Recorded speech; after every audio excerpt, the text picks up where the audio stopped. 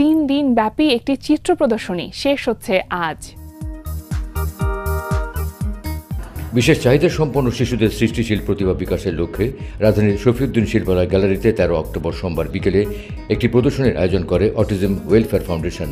কাননের স্বপ্ন বাগানে রঙের খোঁজে এই প্রতিপাদ্যে আয়োজিত এই প্রদর্শনীর উদ্বোধন করেন মানবাধিকার কর্মী ও নারী সংগঠক শিল্পী খুশি কবির।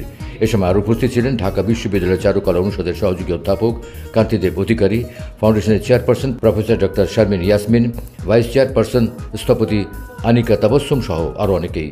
আলোচনা শেষে ফিতা কেটে উদ্বোধন করে শিশুদের আঁকা প্রদর্শনী ঘুরে দেখেন অতিথিরা। ফাউন্ডেশনের প্রতিষ্ঠাতা ও পরিচালক প্রয়াত মাসুম কবিরকে উৎসর্গ করা এই প্রদর্শনীতে শিশুদের আঁকা প্রতিটি ছবিতে তাদের মনের রঙিন সুপ্ত বাসনা ও লুপ্ত প্রতিভা ফুটে উঠেছে।